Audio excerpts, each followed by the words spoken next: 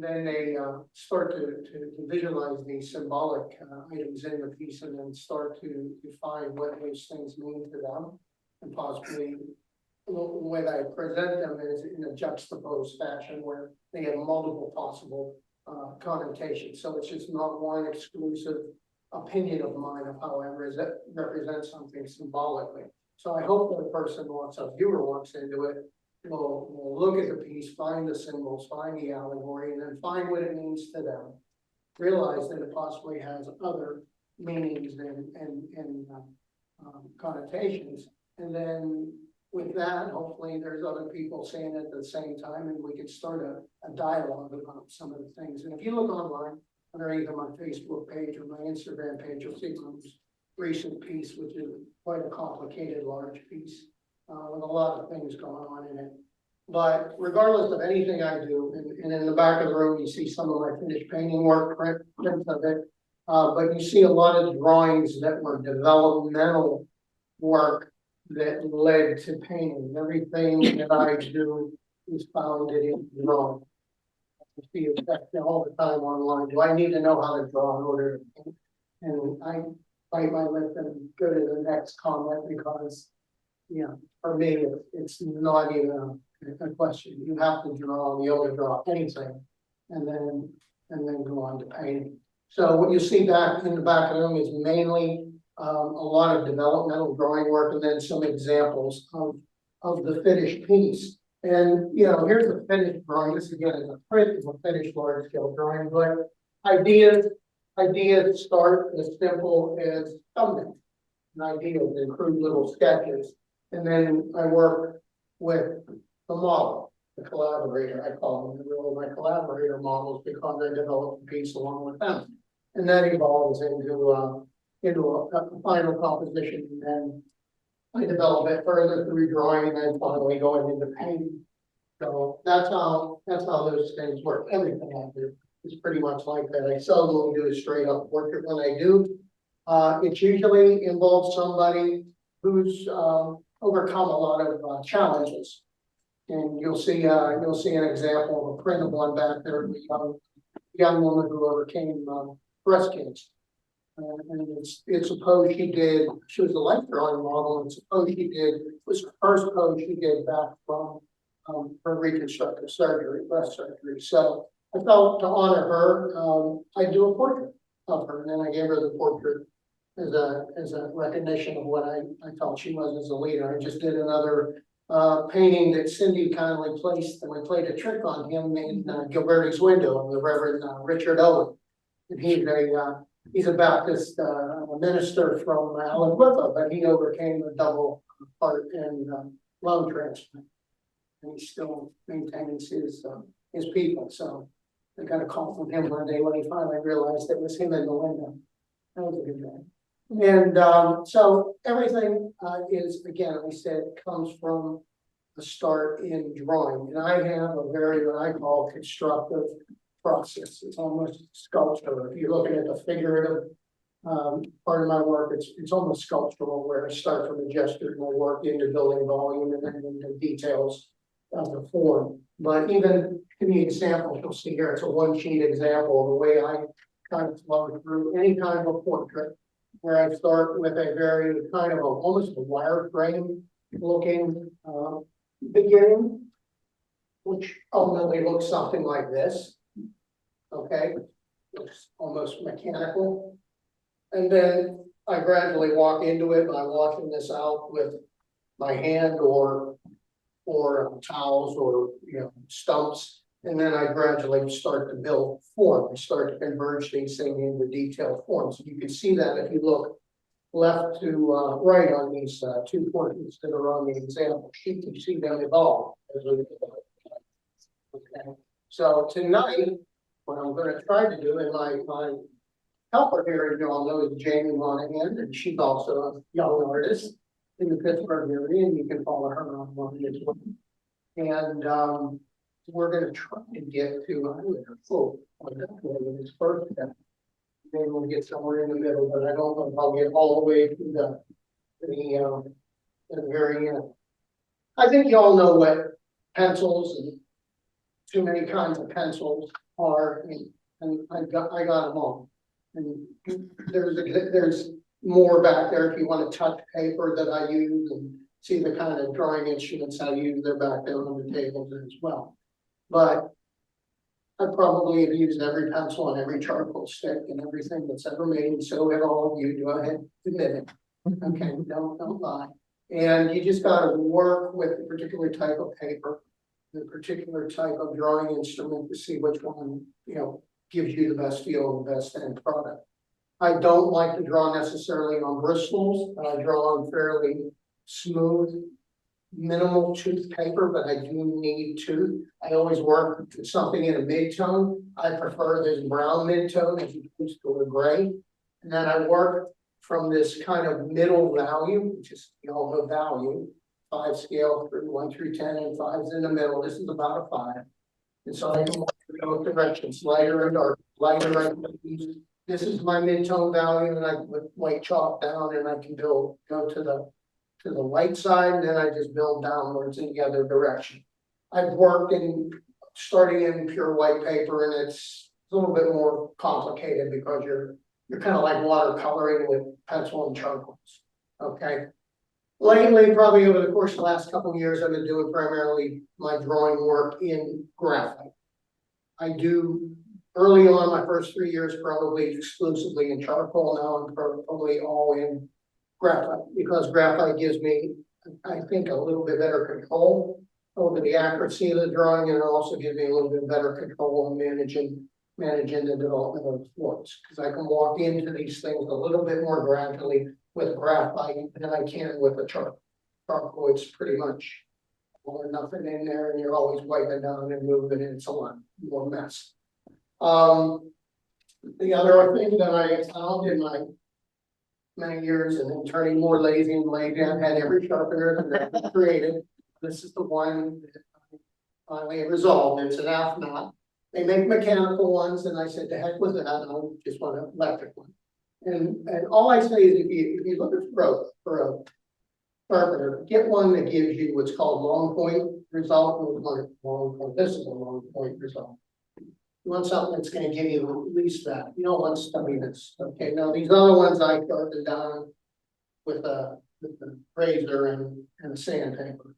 Okay, because I work on the side of the pencil as opposed to just the point, and I'm always working this way as opposed to this. Okay. I have found that I like also now these kind of push mechanical pencils. They are really good. You can buy them all kinds of size, and I have from like 0.9 to down to 0.3. And what I found to be nice about my white chalk, I found white polymer lead. Ooh. And this stuff, unlike white chalk, where you have to get the graphite or the charcoal out of the way before you place it, I can go right over that stuff with this polymer lead. So this is online, but they do make it. Other tools, a battery of different kinds of erasers that you manipulate with. I do a lot of lifting out and detail work with an eraser. If I want to pull something out, I'll use detail erasers and pull it out to go to mid-tone. And then stumps, they're okay. I do just as well with this paper towel. So a lot of the stuff you see back there. That's about it from the basic tools. Again, I'm going to sit down and have Jamie here pose. We're going to do this in about, let's say, about 25-minute cuts, and then give her a little bit of an ability to blink and read and stand up. And as I'm drawing, I'll talk. But if you have a question at any time, just say, hey, what about this? What about that? And I'll answer questions on the fly, and then during the breaks we can go back and you can look at the work and ask me other questions you want. Okay. Let me get the block going here. So what you want to do, and probably a lot of you who've done portraiture have done before, is when you get the bottle in place, you want to get a nice pose. Right now, people on the stiff axis straight up and down. So I want to get her with a little bit of head tilt. let's go ahead to that way, that's good, so you wanna create kind of an attractive line, not a stiff straight line, so we got a little bit of an attractive line from my perspective. So it's gonna look a little bit different for you all over there, and here, like the right on my line. And you wanna get the eyes, possibly, she's looking, you know, right over my shoulder here. A lot of people have the eye position, you know, straight ahead, that's a little bit non-classical. The classical look is the head tilt and an eye drifted in either direction upwards a little bit. And so that looks pretty good. When you light, you want to get a lighted side, and you want to get, right now we're lucky because this LED light that I have is shooting past her and bouncing off that wall and giving me a back bounce light. If I didn't have that and I just rounded all this shadow and lost all that detail, I would have to put some kind of a board over here, white board, to bounce light back in her direction and give her a soft edge here. You never want to have that really hard, dark black side and light side. And that's the problem with photography too, is that's what you'll get. It'll wash out, the light side will all wash out all the details on the lighted side. And on the dark side, the shadow side, a photograph will generally, unless you've got a really good photograph, will just drop, you know, it'll come dark and you won't see the detail in the shadows. So, you know, you have to be able to adjust for that when you work with a photograph. I primarily work from life with my models, whenever I do sit in my formal work, but sometimes I support that with a photograph. Okay, so I'm gonna get my clock up. And clock. And we're gonna do this in we'll do it in 25 minutes. So I'll do this in 25. Again, if you have any questions as I'm drawing and talking and you want to stop me, and just go ahead. So we're gonna start, right? Okay, here we go. Okay, so what I'm looking at here, when I build out a portrait, I teach portraiture, and the first thing you'll hear me talking to my students about is I don't want to see details, I don't want to see eyeballs starting to be drawn or lips or anything. I want to see the biggest shapes that you can see in here. Right, first of all, I want you to get the axis that we've set, this deflection axis off the head and neck. So if I have her neck moving in this direction, I want to see this axis tilt. So I know that I'm going to have neck down, center line of axis right about here. Now I'm going to start to build out the biggest shapes that I can see in here. I'm drawing a lot of tangent lines, I'm not drawing a bunch of curved lines. I'm trying to find the angles of intersection of her outboard shape of her face. And so I'll look, make a judgment, make adjustment, make adjustment, make adjustment. Adjustment down, adjustment down. Turn a line here. Turn a line here. Here. Here. Now what I'll do at this point is I'll make a judgment on the measurement. I want to get a width, the height measurement. So I'm going to measure from the top of her hairline here. I'm going to come down and I'm going to measure here. I'm going to compare it across her eye line right here. So I get that top of cheek set. So I'm about a little over half, probably 2/3. So I'm going to come back here. I'm doing that a little bit big. I'm going to come back here. I want to measure it. Didn't bring my measurement. I'll go to something like that. And I'll come up once here. So I can get right about in there.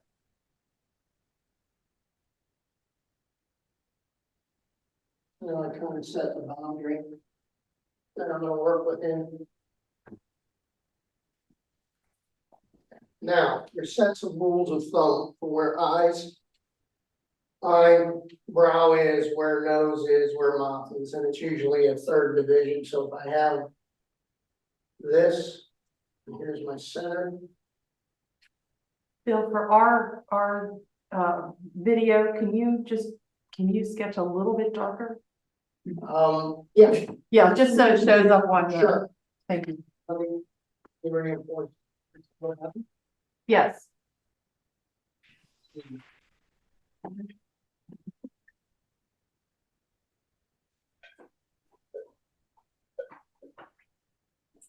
don't usually sit side saddle, Yeah. so I don't recommend you should be right at the moment. Mhm. Okay, so if these are my roughly third marks, I'm looking at brown somewhere in here. I'm looking at.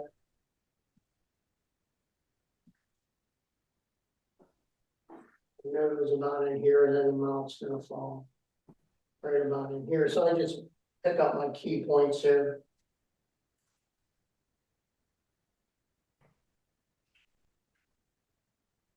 And now what I'm doing is I'm starting again, looking at her nose, her eye sockets. I'm blocking in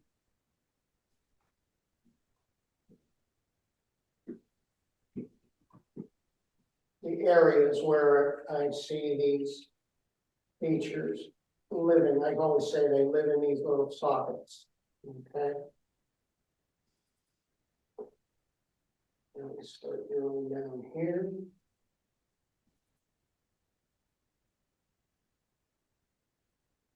And I make adjustments. Then I start working myself around. I get all these pencils out of the way. Did everybody do? And I work slowly, and then sometimes just this step, I'm working really fast tonight. But just this step, I would say easily, um, 45 minutes to an hour. There was a famous artist by the name of Daniel Green. He could spend just on this first step 8 hours. Repositioning the model exactly, looking for that very precise building of the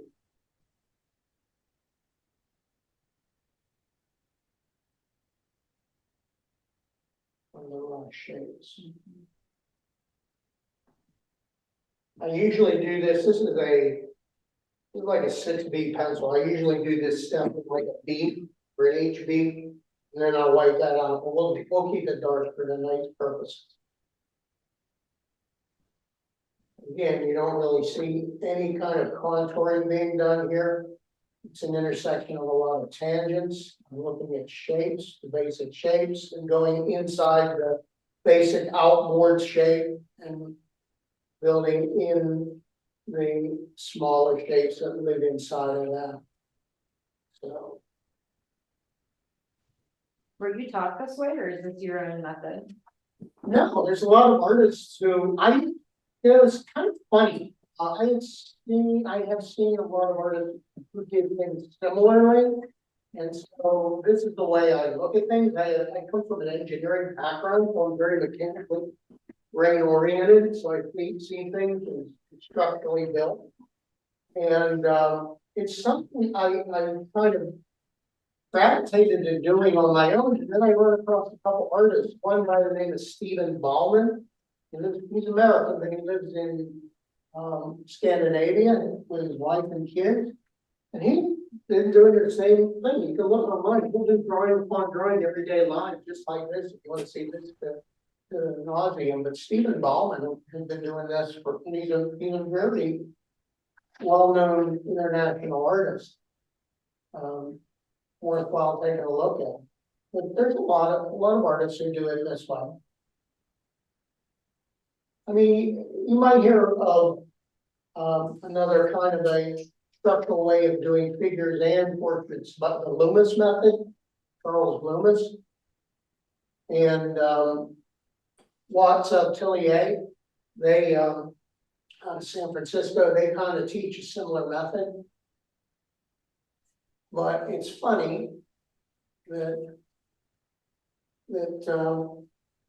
you start to evolve something. You say, I cornered the market on how to draw a portrait, and then you go online and you find out that there's so many other people that are doing it the same way or have been doing it that way for a long time.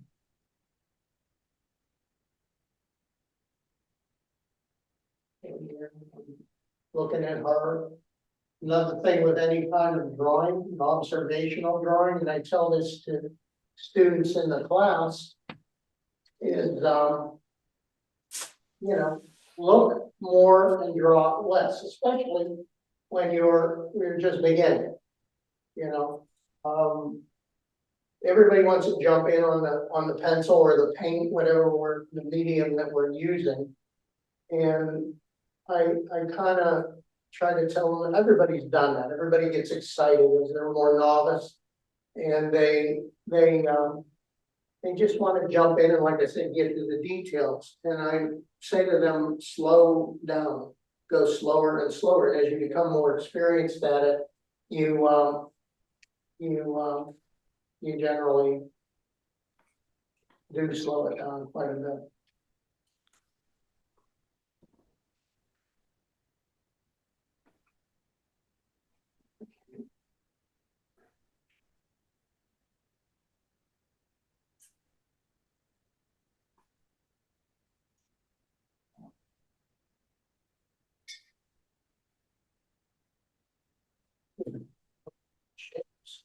Shapes inside of shapes.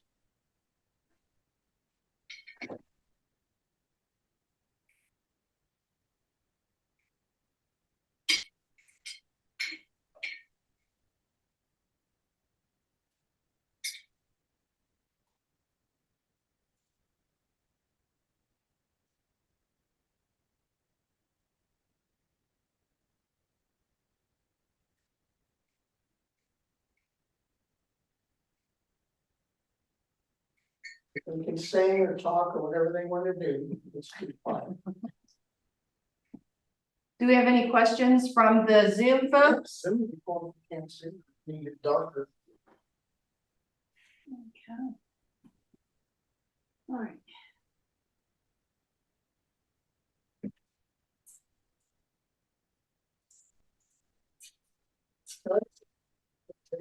Would more to get to this first step. And then again, you're probably at that point 90% there, with still probably 10% more of adjustment as you continue on through the process. When you lay out those big canvases, you do it the same way? I do the drawing, and then what I do is I draw on, I use layout sheets and I draw on the canvas to scale. And then the old method of doing it in the Renaissance is they used to take the drawing and punch a bunch of holes along the lines in the drawing, lay it on the canvas and then dust it with carbon powder. Well, I just take the back of my drawings and I spread pastel all over it and tape it up and then burnish it in with a red ballpoint pen. Yeah, and I thought I had cornered the market on how to do that, and I looked online and everybody was doing that. So it's not, there's no secrets. Here's my, I tell people this, there's no real secrets. You know what the biggest thing about getting better is, you know, again, you gotta have some natural talent and things like that, and it's good to have a formal education, but it's doing it and practicing it and drawing a lot and painting a lot. And the more you do, you're gonna see results. And I tell folks this in classes, and there's some former students here. I tell everybody, give yourself enough time to, you know, set goals, set good goals, but be reasonable and give yourself enough time to accomplish those goals. Don't put, you know, crazy pressure on yourself to try to become, you know, Michelangelo in 2 weeks. It's not going to happen. And it might never happen, and that's okay too. You know, that's why I say set your goals reasonable. You know, reach. I encourage everybody to reach high for it and put the most effort in on it. But you know, just understand that And sometimes not. Is it a needed eraser? Hmm? Is it a needed? Yeah, I just do a needed right now. I don't get into the detail erasers until later on. Right now, I'm just trying to roll it out. And then when I get to the end of this phase, I'll actually take this eraser and I'll roll it over the whole drawing and almost disappear all this drawing, and then I'll come back in with one more refined pencils and build form. I'm just building the sculpture right now.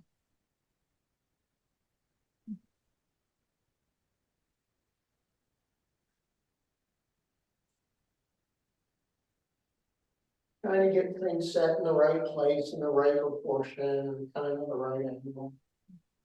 That kind of thing. Another thing I used to always say is seek out and get critique of your work. Objective critique of your work. Don't, it's nice to hear your friends say you're doing great and everything, but you want to also get independent critique of the work and seek it out, because that's how you get better. And then, be brave and don't be afraid to, put your work up against other artists, in a graduated fashion, in competitions and exhibitions. Measure yourself against other established artists. When you go up, do that. Be willing to not succeed. And that's how you get better. And then you evaluate, if you don't succeed, evaluate what you need to do to get better and set that as the next goal. What you need to do the next time you attempt. And we'll do that.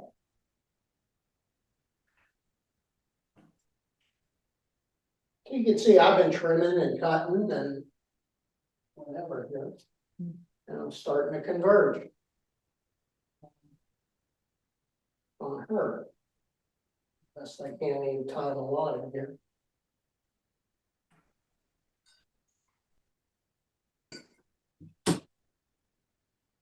Can you still see adequately on the camera? I think it looks good. How about Zoom folks? Let me hear from you. Can you see? Yeah, I can see. Okay, good. How can she sit there so still? The one.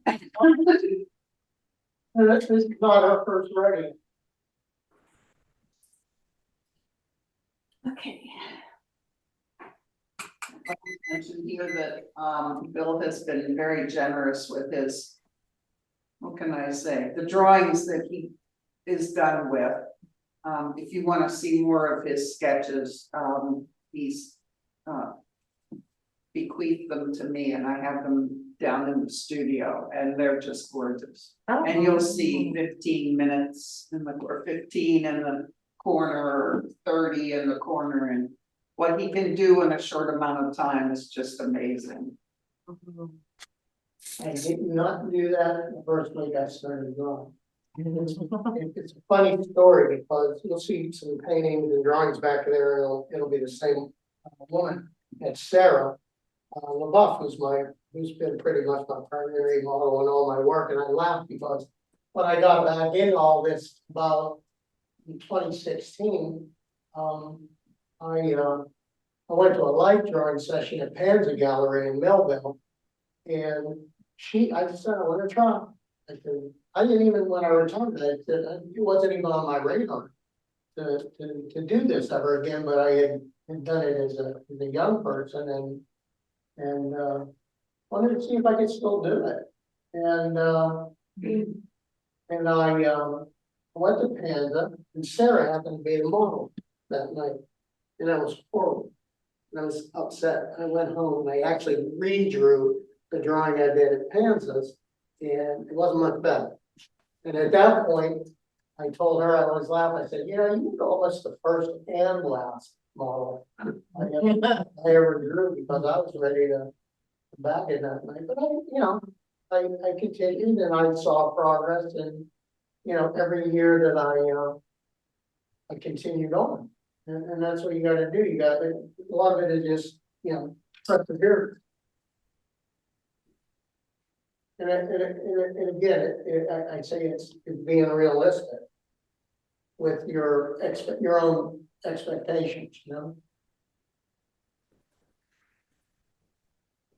Now, in the old days, when they did all these people in their portraits and that, now, these people all had to sit.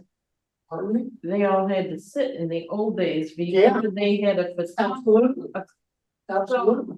So it's amazing that they got these people, cause They don't today.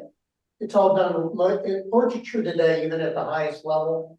Like if you go and look at the portrait gallery of Portrait Society of America. And look at all those people, it's mostly all photos, they're from photo shoots and Photoshop. yeah, Get but the I was, lighting and color. but what I was thinking about is in the old days. Oh, no, they dressed up and they sat there. They had to sit there the whole time. And they did like all their dresses and Yeah, their chair and their walls and everything. yeah, it was an event, Yeah, yeah, it was an absolute event, wow. yeah. And every time you wanted to do something on the painting, the person had to be there. Cause Oh, you yeah. couldn't look at the photo and say, I'll fix this or. Absolutely, yeah. There's a few that still do that, where they do a combination of a sit and photos. Like I have some developmental drawings back there of my two great nieces Mhm. who were 5 and 3 when I did them, Oh. so but I, yeah, I did some drawings, developmental drawings, but then I went twice, I think, and just had them goof off together and got a ton of photographs. Mhm. I have a plethora of photographs that are just cute as anything. Every one of them would be a great painting of some kind. Mhm. But, Well, and not only that, they're in lace dresses. And you should. yeah, I let the mother know about that. But just put them in their, you know, jeans and, she came out with these. I didn't. The one was like gold and gloss, it was like, oh, great dinner dressing, the little one was in a full lace, sheer lace. And, I don't know about it.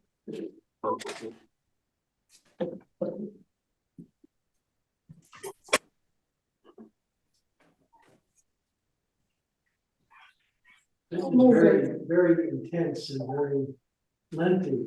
What is the quickest one you move? Quickest one where I got the capture and everything. Yeah. We think just a drawing and I got a person, probably 20 minutes. I mean, where I got some, you know, real loose line stuff, yeah, I've done it. 20 minutes. Sometimes when the model doesn't show up or something, and we start drawing each other. This is already a pretty good likeness. Yeah, getting there for, I'm moving in on, 3 minutes left in this for 22 minutes. I continue to stop in on.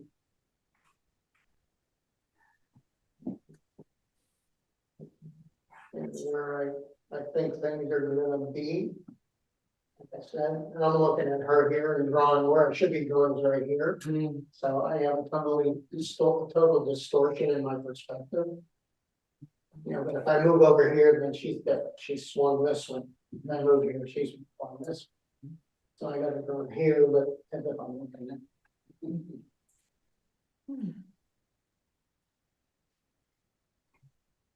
Yeah, but this just gives you an idea how I approach it. You know, what I'm doing, drawing much darker than I would at this stage. Just placing things.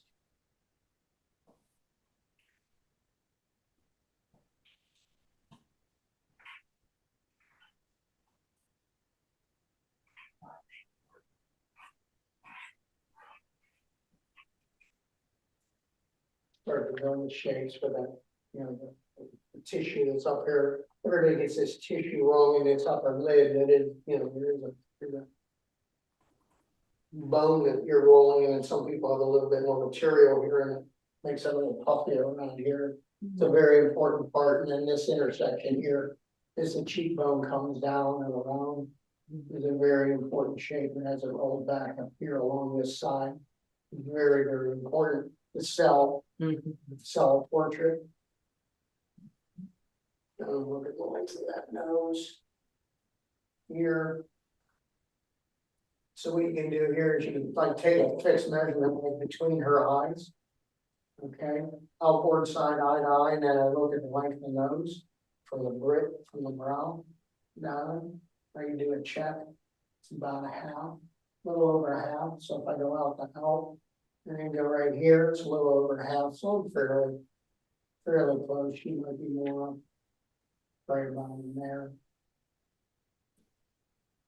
So right about in there. And then, she has kind of a unique feature with the way that her lips are kind of pursed looking. Okay, so you gotta kind of start to build out where that is, how that works. Now I want to get that chin length, so I'll do the same thing. I'll go outboard eye to eye, and I'll drop from bottom of nose to chin, and it's about from there. So she's long, so I should be up in about here. Yeah. So these are the kind of key points as you move along, and like kind of fix and sculpt. Now I might start thinking about some definition of, okay, we're gonna have a break here. Definition of some shadow shapes and where that role might be in the dark to light. So then for 25 minutes, I'll say good enough. Go ahead, take yourself a little break. You want more? Pardon me? Is that equal distance with her, for your mom? On a portrait, Yeah. yeah, I mean, you should be within, definitely with no more than 10 feet. 6 feet's good. I mean, if you're doing a serious portrait, you wanna get close. And you teach classes and you got everybody in there miles away, it's really tough. A lot of times what artists will do in a session, they'll, where we have a lot of people in the room, they'll just walk up and look and then walk back. They'll kind of try to stay on their line without tripping on anybody and try to get up there and take a better look. Any other questions? What was I preaching about? Yeah, I do talk a lot. You should come here. People who take my classes really know it. Yeah, but you all look like you're experienced, so you kind of all know the rules of how to improve. And you all look good. I've seen your work. I'm familiar with your work. Where do you show? You said you're at Penn State. I mean, I don't really show that much. I don't have a lot of time. My students sort of suck all of my. Okay, you teach art. Where do you teach art? West Allegheny. Oh, so. You practice regularly? Yeah. How many people draw every day? Oh, no. You don't draw? That's not you draw. Twice a day. I haven't. Okay. I don't draw every day because I finish work. I want to have to build up that urge and be dying to do it. Oh, okay, so you need. I love to paint every day, and it's a chore, and I'm going to paint on the draw to. Okay, Oh. well, yeah, I mean, some people don't draw out of it a sense to, they have to. Well, I may say like it's a work, yeah, I understand. People say to me, to be serious, you should draw or paint every single day, or you're not serious. And I Well, disagree. no, yeah. Some people do. I know other people do. That's good. You need a build up. I think you need to build up too. Yeah, I Yeah. have the same way. I just, I. You need to build up. How many people just need to build it up to get you? I build it. Yeah. Yeah. I just go up hours and hours. Oh, wow. What's the latest? Yeah. I'm there. I can pay 11 hours. Okay, yeah, same here, yeah. I've gotten up in the middle of the night, just painting. But I need that builder. I can't just say, oh, it's time. Yeah. The thing with me is I try to do something every day, but I don't have to have the feeling that I've accomplished something. Maybe I learned a little something. I mean, I haven't accomplished a total landscape or Mhm. something like that. Yeah. It's just like the other day I drew a caboose, and then I wanted to paint it and it came out horrible, but it was, You learn that something. was it that day. Yes, You exactly. learn. Yeah, Yes. there's, Exactly, you know, yeah. Yeah, if it's not a success, you Yes. learn something from it. right, So that's, Right. that's important. that's my thing. What's the longest what's the longest anybody's ever spent on a painting or a drawing, anything? Time wise, 118 hours? Okay. Wow. Which one? Which one's that? That was the vice president. Yeah, Oh, right. okay. Harris. You do more than one at a time. I do, I work usually 2 or 3. So like the painting I was just mentioning, the big one, that's just under 2 years. So, and I did a full scale of Sergeant's Madam X, but in my own interpretation, 7 foot by, that was wrong, 7 foot was the biggest one, 7 foot by just under 4, that I stretched a linen to his scale. Yeah, and that was on and off though, I was working 2 or 3 other paintings, yeah. Huh? I love linen, it's expensive. I have a giant roll, I have The train. That's not linen, it's talking about. That one painting on, roof, canvas roofing in the Pennsylvania Trolley Museum, they restored. Oh. trolley one. You can show your post on that. They had the trim from the roof and they would throw it out and it's, That's fun. well, and it's heavy, it's like 20 ounces. Yeah, it's fun. Stretch it, Yeah. prime it. I'm like, throw it out. Yeah, I like linen, linen has a different feel, all my big stuff's mostly on, I like the canvas. yeah, I know, I lead prime all my canvases, I use lead whites, that's another thing with paint, we're talking about drawing, but.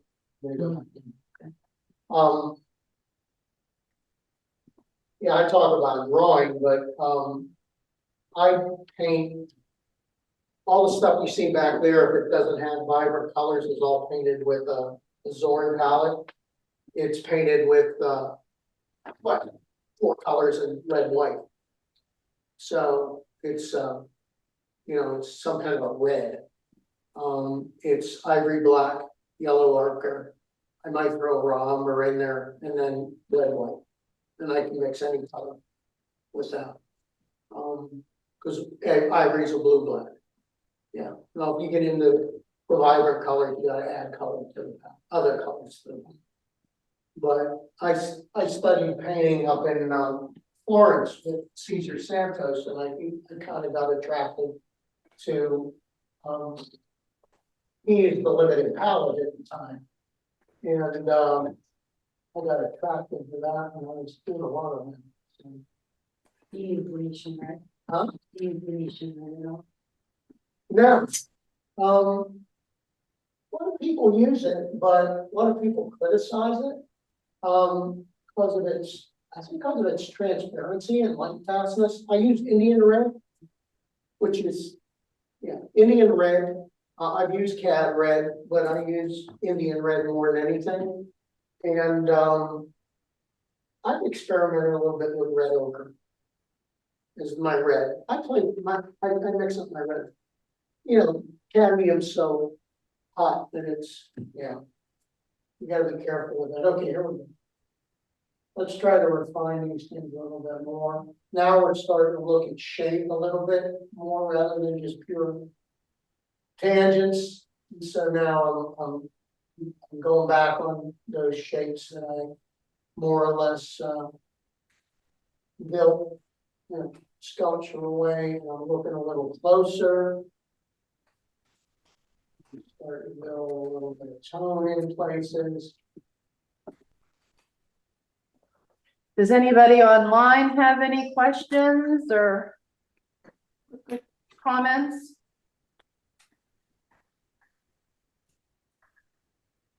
Let's see. Why do you erase a lot of those lines like you just did? You don't need to have this, headache. They're never gonna be that, I'm gonna dictate the weight of the line as I start to build the forms in more detail. And so mostly I start everything with a very soft edge, everything's pretty much soft edged in her face right now. The only real hard lines are right in here. So they were too hard to begin with, I was just drawing this hard because of the camera. Yeah.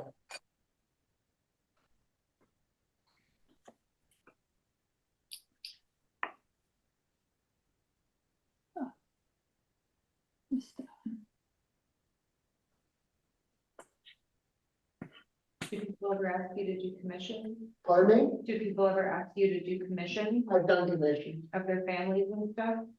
Yeah, I've done commission.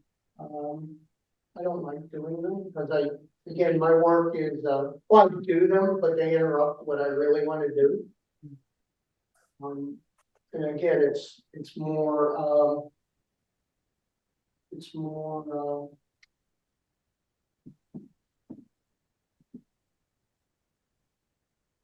things associated with, the things we deal with today. Try to make some statements, make people think and talk. That's my ultimate rationale for doing things. I'll do it, it's hard to deny families, like the two girls back there, they just had a new little brother and they've already told me they didn't know him. We'll take a picture of him and things. But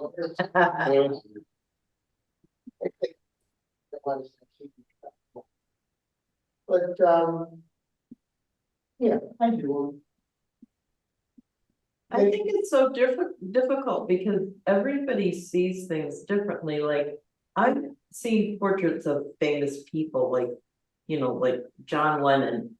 And I go, I'd have to look at the name because to me, that didn't look anything like John Lennon. I mean, people see things differently. Sure, but in a commission situation, who it's important is your client. Right, And the problem is, and I've heard horror stories where, what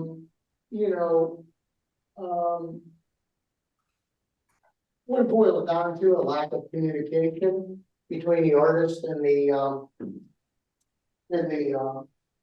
client. There should be periodic checks between the parties to make sure that you're on the track.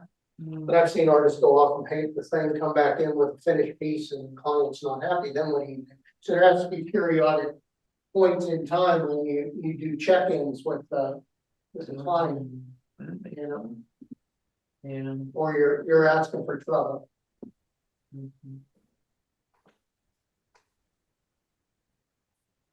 I check in with those two little girls. They told me I made her look cool. They're tolerating a couple of years. Yeah. No, they were happy. So, but yeah, there's a business kind of acumen to doing commissions.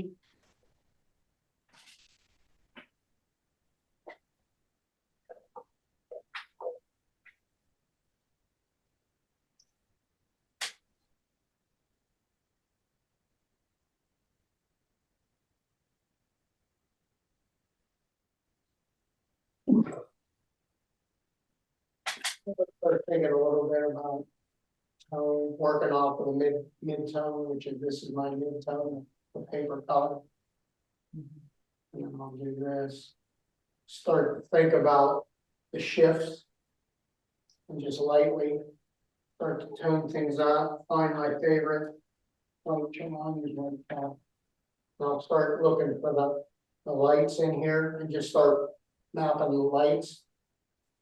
Where they're gonna possibly be. Here's where I start to do, like you see in that second panel, or in the example handouts. Where we're starting to now try to find the shifts in the light.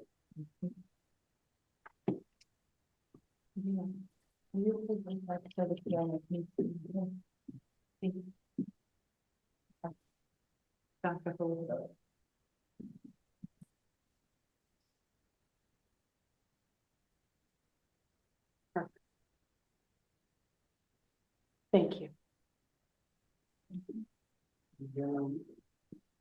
Maybe adjustments and cutting as I start to see things.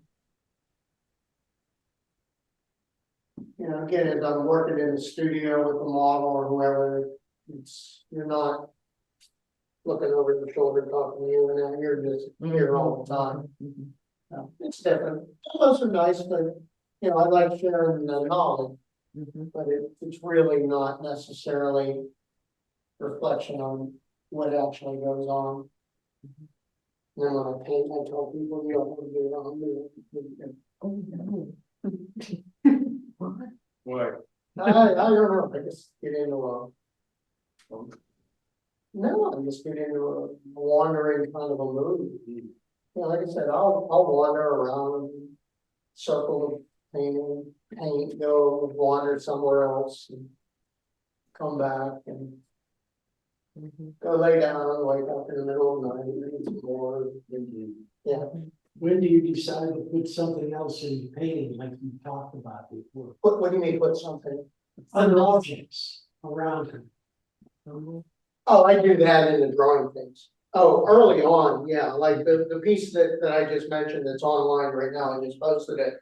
It was 6 months of collaboration, talking with the model about the things we were gonna do and brainstorming. I never even touched probably a piece of paper with a pencil for 2 months. It was just talking. So the symbolism of the lizard and the cat and all, like that was all pre-planned. That's all pre-planned, yeah.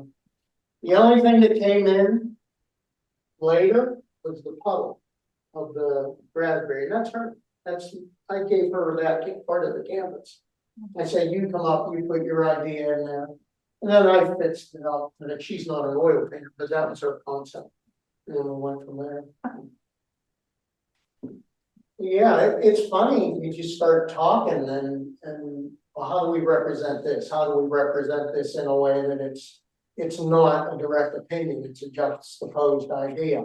And the chameleons, the cat, the broken precious moment figurine. They're all symbolic of current trends, current things that are being dealt with out there. And again, not to express anything in terms of my opinion or her opinion, but in kind of an open opinion. So did you actually break a precious moment, tchotchke? I actually bought one. Yeah. This is a funny story. I actually bought one, 5 props for my. So I bought one, that one that you see. And I had always intended to break the head off of the male and lay it on the side there, and to break the belly out of the female. And I had it on the edge of because I was rendering them, I was drawing them, and I had them laying on the side table, and it fell. I said, shh. I said, hit that, broke that head exactly where I wanted to break. Oh, okay, it didn't just crush the whole thing. That head, something was looking at me. Broke the head right in the neck where I wanted it, and I said, perfect. So I just laid down and drew it that way. So I was lucky in that regard. If it would have shattered, I would have been buying another. I think I bought that thing. You know, they're usually expensive. I think I brought that in from, I forget where I brought props from England. I Yeah, I had a piece with, I think it's back there, the final where it's a dual character and the one character is trying to entice the other one to put on a false mask. I had that clear false mask shipped in from England, took 3 months to get, yeah. Yeah, I do a lot of the floral things or synthetics and that kind of stuff. It's getting dirty. This is the other reason I go light, Cindy, is when you get heavy and you try to rub, you just pull extra smudgy stuff. So that's why I also use harder lead normally. And which paper do you use, Bill? This is Stonehenge, Legion Stonehenge, found in, I think they call it their, I think you call it, what's it, the wrapping paper color? Craft paper? Yeah, craft. Is that archival? Pardon me? Oh, yeah, no, Stonehenge makes a really good archival paper, strong, you can buy this in rolls, big sheets. I just bought I had bought a big group of 25 of them. You can buy rolls that are 10 feet long. Is it meant for graphite? Like what other mediums is it good for?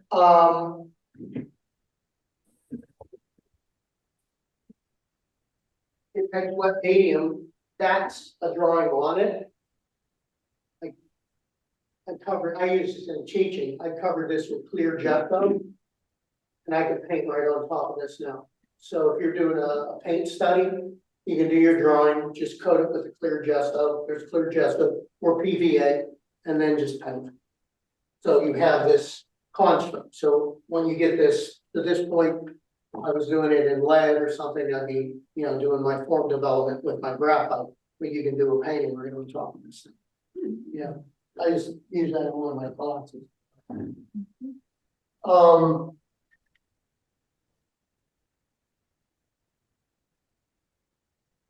But yeah, everything's planned out.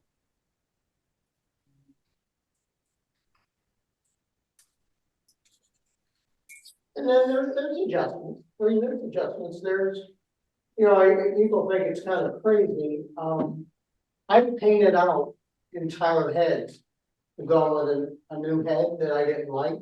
When 2/3 of the way through the painting. I had a piece that was regarding eating disorders and the global food economy, refined hunger. I got 2/3 into that painting, didn't like the head, and I just painted it up, just so it. That painting back here with the dual characters, the one that's the normal character, I painted that head, repainted that head out 2/3 into the paint. Yeah, don't be scared of changing things. Yeah. Don't fall in love with anything either. That's the problem. We get too connected sometimes with the art, and if right's right and wrong is wrong.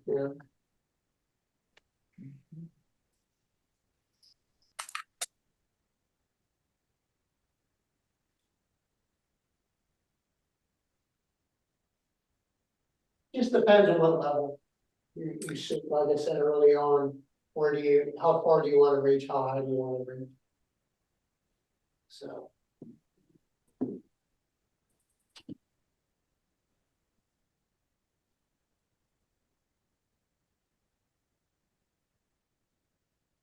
Any more questions? I'm just the one. I think it's worth it. Do this.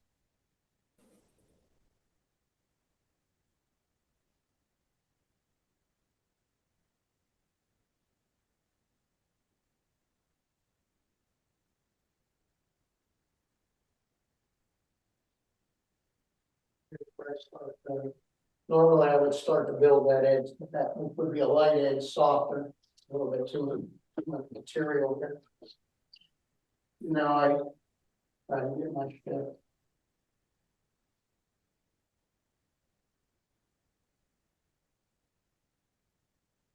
make up some ground. Just get toned in. What number pencil? do you use? Right now, I picked up something harder. I picked up a 2B because those other ones were like 6, 7, 8Bs for the reason of the camera. Mhm. And I would never be using them this early in a drawing.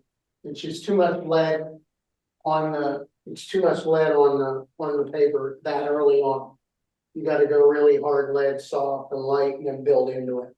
And then again, using your chalk to build out your light areas. So I just call it value mapping. And that's all I'm trying to do here a little bit more. Without muddying this up too bad.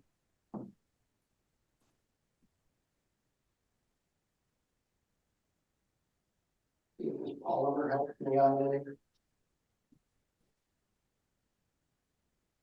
Yeah. And that polymer goes right over that graphite. Without muddying it up. That's what's nice about it. Yeah. You can only get it online. They don't sell it in the art stores anywhere. And even like Jerry's or Black or any of them, none of them sell it. You have to go, it's some kind of weird foreign material. Comes in from another. I think it's Japanese actually. Maybe it's. But then can you put graphite back over it? Yeah, sure. I don't know why they do that. But yeah, you can. Mhm. Like if you put it in the wrong place? Yeah, you can.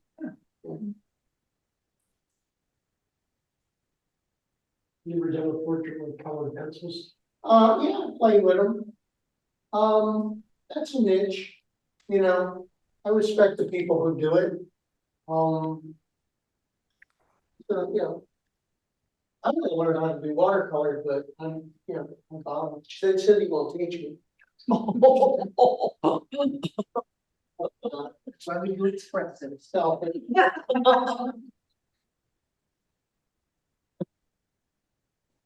And the lady that was in to talk about exhibiting, and she was an art therapist, and she said the most sold art supply are colored pencils. Yeah, it's a big thing. Which I didn't realize, I mean, I just never thought about, but that's the #1 seller. of Yeah. Art supply. Sure, because it's the, you know, it's the least scary. Yeah, It's the least scary. There's some real monster color pencil artists out there. You ever gone to the Color Pencil Society and seen their artwork? It's photographic imagery. Yeah. It's incredible. Yeah, look at that.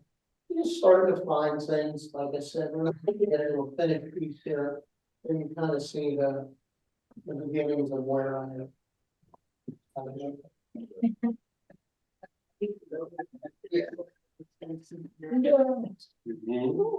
Oh, yeah? Who is she? Oh. Where's it? Cincinnati, Cincinnati. That's something where. Yeah, road trip. Anybody who wants to organize it. Well, if anybody is interested in figurative art, you'll probably do one last crack and see it, you know, get into one of my things coming up in March, just a 2-day intensive. It'll be on at Studio 4 in Bloomfield.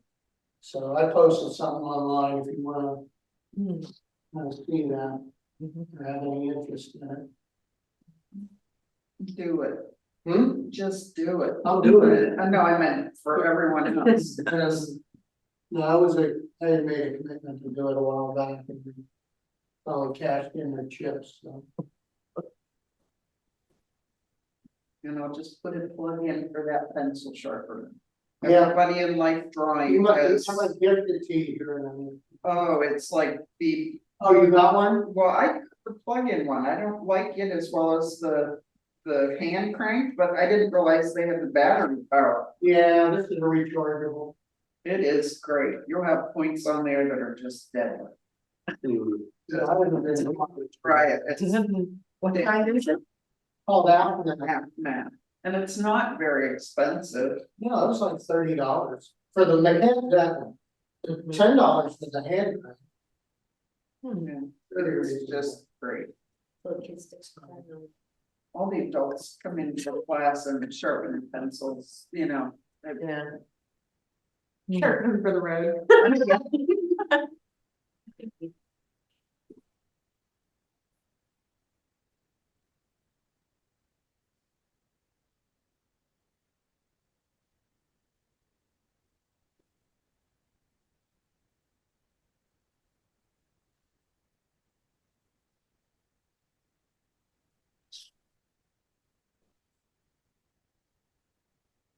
Trying to keep working around it, I just keep looking for shifts, and now I can start to kind of work my way around. Again, I wouldn't say that I was even 90% there whenever I started to fill some things in, but you know, for this demonstration, it's good enough. Do you have a favorite, Bill? Do I have a what? A favorite painting? I mean, just, No, you know, it's funny. I go back and I look at them and I don't even remember how I did them. You got a good answer for What's that? the next. That's, yeah. Oh, yeah. No, I don't. No, I don't think ones that have been successful in their own right. Like Modern Human got all the way to Artist Magazine. And it got to the semifinals in the art salon. But Refined Hunger has been all over creation. It showed in New York and Lord Degenstein, and I don't know rhyme or reason. That one back there with the dual character, that was in the Butler Museum of American Art. But yeah, I don't know. No, I wouldn't say. I hate them all by the time I'm ready to give up. Yeah, somebody say, how do you know when you're done? I said, well, when, you know, all the paint is covering the canvas and I'm just tired of it. Tired. Well, no, yeah, when you reach the, you know, your original objective, what you set out to do. And again, I bring the people that I work with on back in and we discuss it and, you know, all that and say, hey, did we reach what we set out to do? And that's it.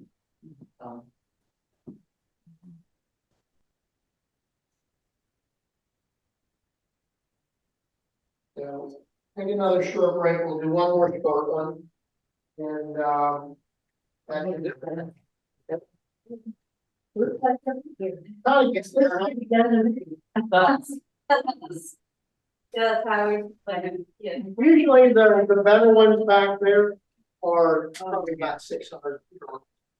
They're about I would say 4 to 6. Yeah. I'm gonna send you both. But again, set up for. Yeah, so I never would draw sides out. Because I didn't story, you know. Have you ever seen any of the Vincent? Yeah. Oh, okay. You what? He was my instructor in school. Okay, yeah, I've seen that. He was incredible. Give him a piece of charcoal and give him a piece of oxide. Yeah, I don't do, that's charcoal, that's a printed piece of giant. And there might be another couple charcoals back there, I don't know. But, He was on the way to America. mhm. He was stopping in Paris. Oh, I like it, he said. I want to get to the salon, sorry, I couldn't get it down. And then he was there in 10 minutes, got up and walked out, and says, he can't go. Well, if you between Costco's. And he decided not to draw. Cleveland, if you've ever gone to Cleveland Museum of Art, they have that nice line of Picasso's from when he was still drawing academically and he transitioned like in 4 years, he transitioned into Cuban. Sorry, my bad. Oh, that's okay. And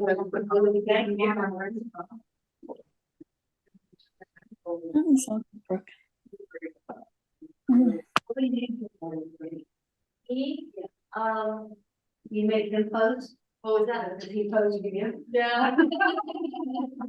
Yeah, but I love painting hands. And I love drawing. I really drawing, like, pretty crazy, like, comes from my, like, it's like psychology things, but like, comes from my.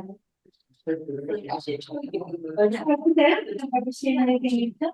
I'll show you but, okay, I just, I finished a commission piece recently, and I haven't posted yet on my Facebook, and I will I haven't heard my Instagram, and I'm like, going to be, put that.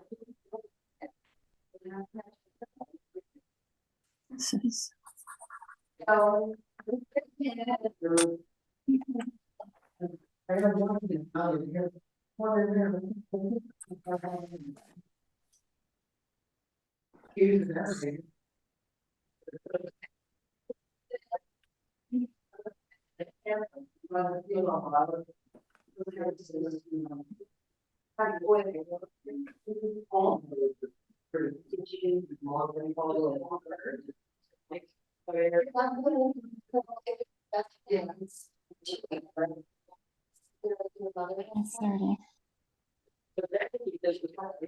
yeah. And so I just. So this was the last one, was I was thinking I would have taken the my best friends can't pay me to do it. Yeah.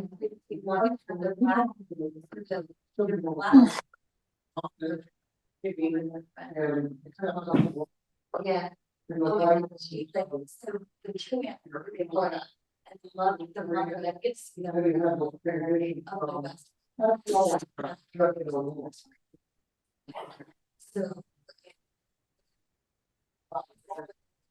Christmas, please do it.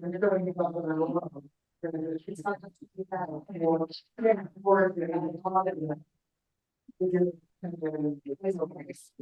yeah. Oh my God, yeah, it was like, I was super fun. It's kind of bird here. Nice to paint on. Oh,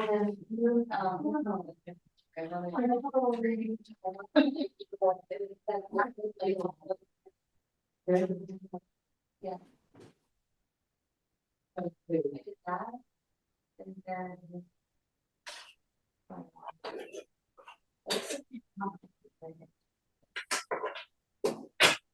Hey, let's see one more.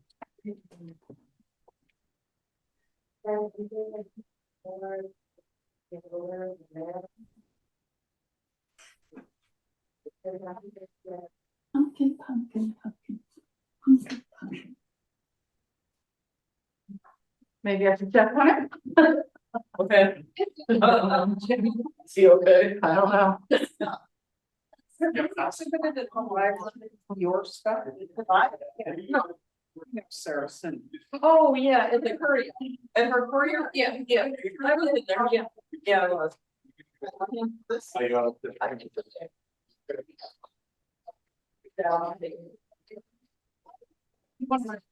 They had to put the walls back in it, you know. And then I have a question.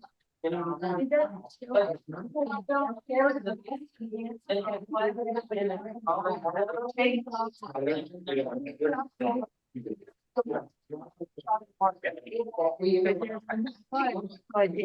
to be back.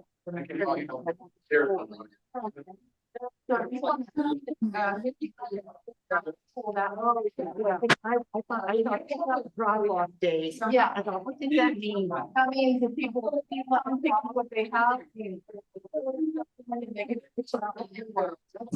Okay.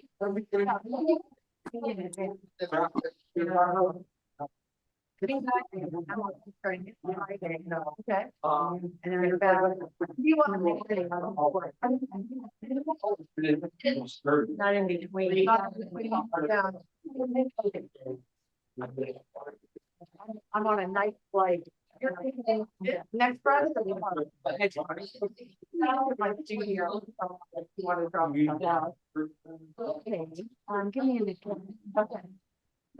Just email. Because I'm not. If I'm not-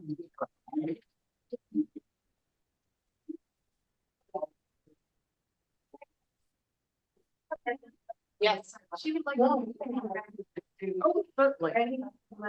Oh, let's be one more and then we'll wrap. You can finish it. All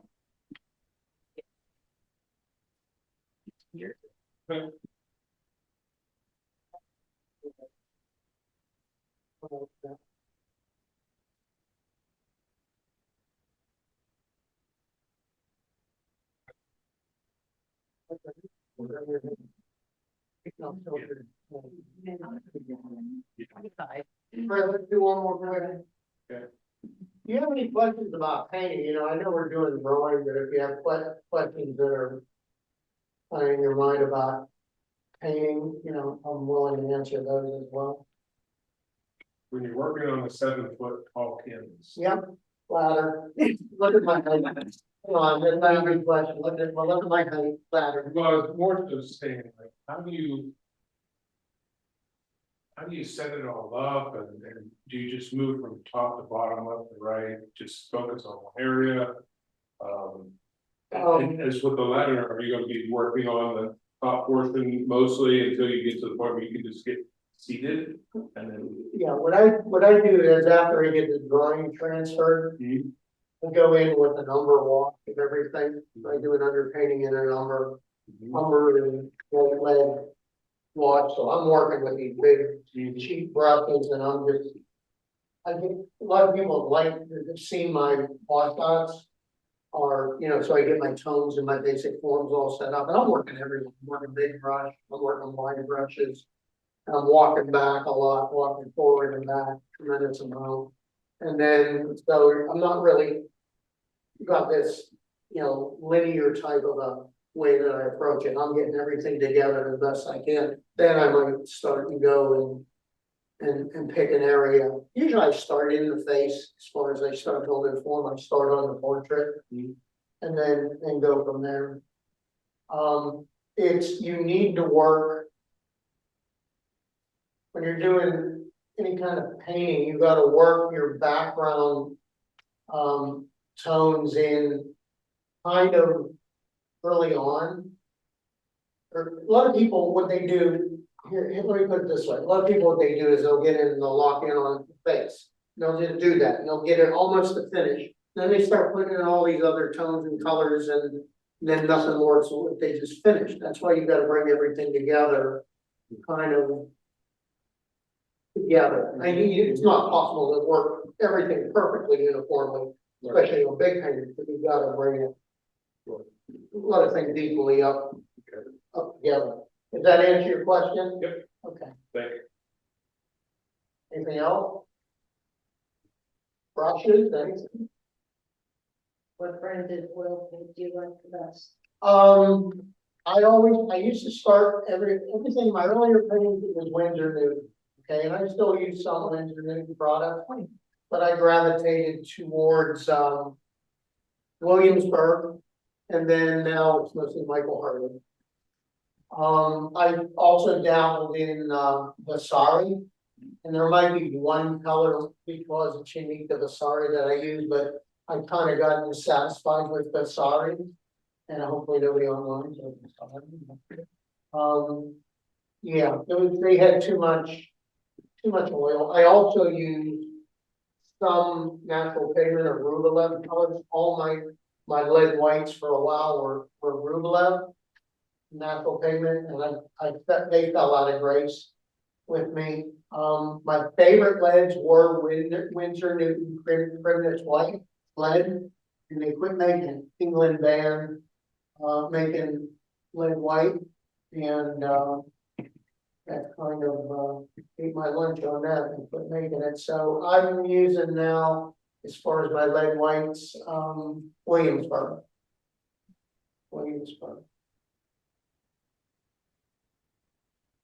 The lead is not scary as long as you don't spread it on your bagel and eat it. The things that people, when you paint, you have to be careful with are those damn cadmiums. Cadmium will absorb through your skin, whereas lead won't. Lead has to be ingested. So if you're using paints, just be more concerned with the cadmiums. In fact, I had my lead levels and my cadmium levels checked last year, and my lead was high, but that wasn't because of the paint, it's probably because when I grew up, we had lead water lines. And then but my metals were okay. So just be careful with them.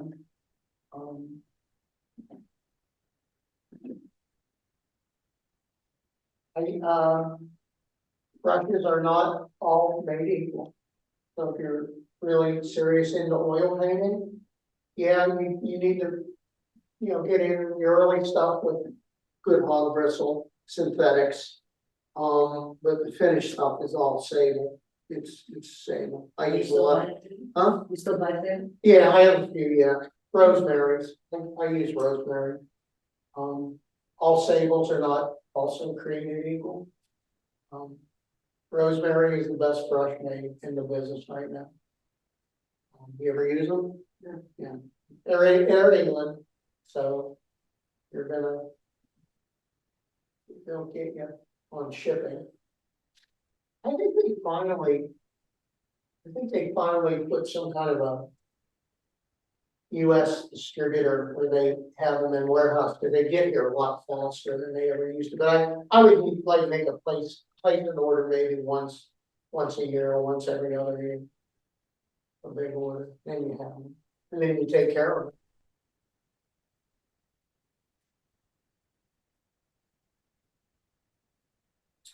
They are also probably the best cheap hog bristle brush in the business.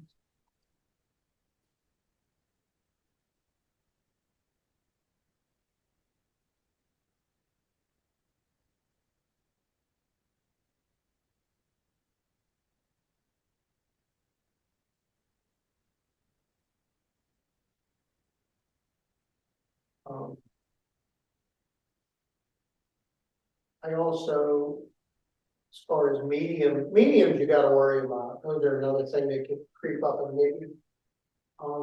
I use, they're expensive, but I use Chelsea Classic, they're a lavender base oil. They sell fat pre-mixed in a lean rather than mix your own. Those are good. Cleaning brushes. How do you clean your brushes? Your oil brushes, your oil painters out there. How do you do that? 2-jar. 2-jar. I'll give you a secret. Safflower oil and a few drops of natural clove oil. He makes a dip, cleans the brush, you dip it in there, you leave your brush away for 2 weeks and it'll never go dry. No. Yeah. You gotta make sure you wipe it out before you start painting again. That safflower oil and cloves, look at clove oil. That clove oil prevents that paint from drying in your brush. And it cleans perfectly. Where the heck do you get clove oil? Any health store, you go to some of the like Whole Foods. I don't think it was. Yeah. Huh? He was asking me where you find equipment in a cake and. Yeah, like at the Walt store will have it. I just bought some down at fresh time down in Bridgeville. Have Gee, you ever, Go ahead. sorry, have you ever had any trouble with mold on your oil paintings? no. No, Kelly. your varnish, you gotta be careful with, because they do yellow. Right. Well, I used a GAM var, which I was able to remove with the GAM sol from Gamblin. So that part hasn't been a problem. But it did help to clean off a lot of the mold that was accumulating. It's the first time I've ever had mold on an oil painting, and also the first time I ever used turpentine as a medium. Oh, okay. Do you use it just early on, the turpentine? I kind of steer people away from turpentine because it's so harsh on your, for me, my head's throbbing if I'm using turpentine. Yeah, I have to stop after a while. Yeah, it's not good for you. I just say odorless mineral spirits is a better bet. Okay. And I use, like I said, that Chelsa product. They have what's called their lean and fat mixes, and I use the lean, which has a little bit more mineral What is- spirit in it. Huh? What is that brand? I couldn't hear what the brand is. It's called Chelsa. Chelsa, Okay. something. Yeah. It's not cheap, but I would just go with mineral early on. Okay. All right, I'll try that. Very little. Sorry? Very little. Okay. I mean, just enough to thin down your paint. You understand fat over lean, right? Yes. But you could explain it again. It wouldn't hurt to hear it. Well, it's gonna take months too. I'm just gonna take it down. What you do is you increase the amount of oil in your medium mix as you put more and more layers. Okay, onto the paint, over top one another. Okay. And as the subsequent layers are applied, they have more oil, but they're also applied more thinly. Does that make sense? Okay, and that's as you get later and later into the painting. Yeah, yeah, the heaviest paint that goes on should be your first layer. The heaviest, did you catch what I said? No, could you please repeat it? Yeah, the earliest layers are the ones that should go on, if you want to say, more thick. And then More thick? Okay. a little bit more thickly, yeah, more direct paint. Right, More right. Understand. and then what you do is as you go more and more with layers on top one another, they become what's called more glazing. Okay. And I'm following. you're adding more oil to into the paint to get it to flow more smoothly. And so I it's understand. smoother, thinner, but you also got to be careful that you don't add too much oil medium that you separate the pigment. Okay. You just gotta practice that. There's a lot of books on it that'll give you a good formulas for mediums. Okay. But Right, well, yeah, that's very helpful, actually. Very, very helpful. Thank you. okay. You have a lot of really interesting information. Yeah, I talk a lot. Oh, it's very interesting. I've been learning a lot. Well, that's good. That's the point of these things. Kelly, would the mold have anything to do with the climate that you're in? I don't think it is, because I've been painting with oils here for almost 7 years. Where are you storing them? Is it maybe where you're storing them? The painting was finished. It could have been where I had the painting hanging, although, I want to say it could have been that, and I also wonder if it could have been that I used too much medium, and in some areas maybe it was too thick. No, I don't think that's it. I would suspect that it's more where you're storing them. No, didn't store them. I worked on these two paintings over the course of about 4 months. Okay, And they were fine. I guess I had noticed a few spots of mold and I used alcohol, 70% isopropyl alcohol to remove it. It went away. It seemed to be fine. I let the paintings dry fully. I made sure they had sun. I put a really thin coat of Gamvar on it. And then I gave it to the clients. Excuse me. Now, where they had it, the woman told me it was very, very damp. well, there's, Yeah. yeah. And I do wonder if, How if long did you have, how long did you allow it to dry before you handed it over? a couple of weeks. I mean, I made sure, but I thought it was dry enough. Wasn't dry. Your painting wasn't dry. Oil paint, right? Yes, Yeah, and it was varnish? I removed the varnish. The I mean, varnish came off and it took off a lot of the mold once I removed the varnish. Oh. Yeah, you have the painting back then, right? I'm sorry, what did you say? You have the painting back, you have it now? Yes, I took them back from her. I didn't know how moldy they had become. She had contacted me and asked me about the mold and I said, "Oh, just wipe it down with a little bit of alcohol. It should be fine." And then about 2 months after that, I was in a show nearby her house and I asked if I could use the paintings for display. And when I went to pick them up, I was appalled at how moldy they were. And I simply was not able to show them. And I told her, I said, I can't give these back to you until I resolve this. So I contacted Gamblin, which is what I was mentioned earlier in the meeting. And I had specifically used Gamvar to varnish the paintings because I knew I could remove the varnish if something happened. They have a reputation. I referred to a paint called Rublev, and it's made by a company called Natural Pigments.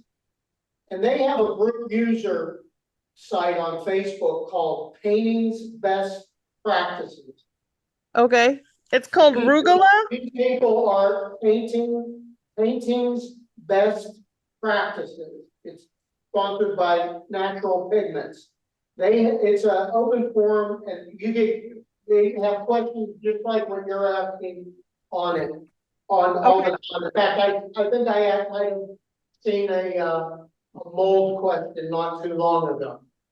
Okay. So I'm get sorry. on Facebook, join their group, and then look on their library of questions. Because Okay. frankly, they're snobs about archivalism and stuff like that. And if you ask a question that's already been asked, they'll admonish you. Okay. They are, that's why I don't follow. But they're good. They're good. And they probably have an answer, a specific resolution to your question then. Okay, thank you. I have to go. Please excuse me one moment. Oh, you're fine, yeah. It's okay. Thank you. Yep.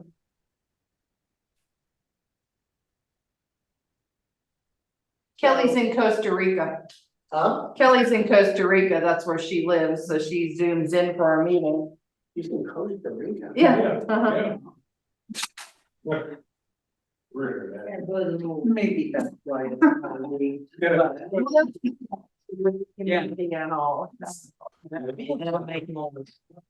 Yeah. Okay, so, kind of honing in on it a little bit here.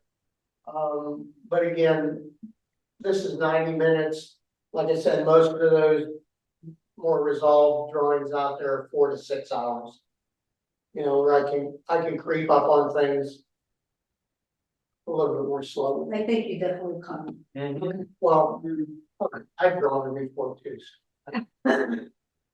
You cheated me. Well, I cheat when I do demo. Although I pull people right out of like, if I didn't have a model, like one of you would be. I did cranberry, I did cranberry, right? Yeah. No.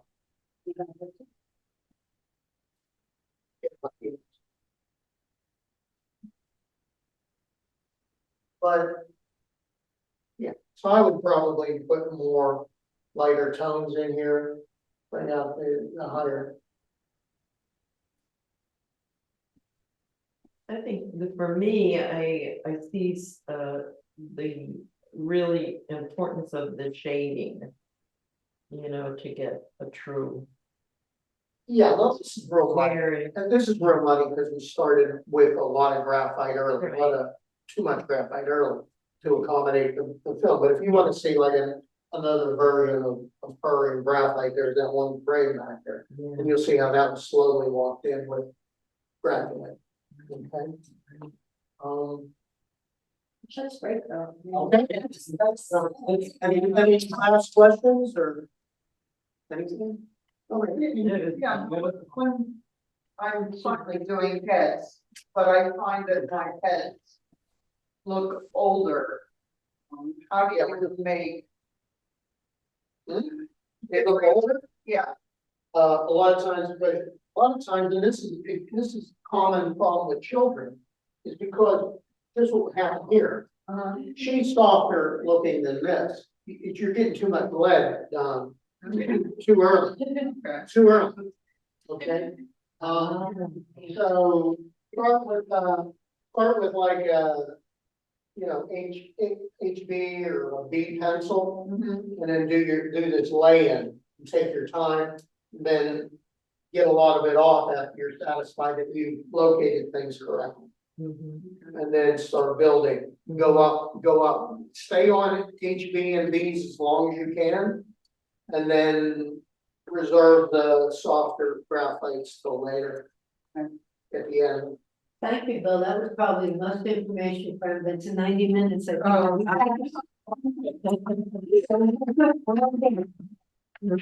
Thank you.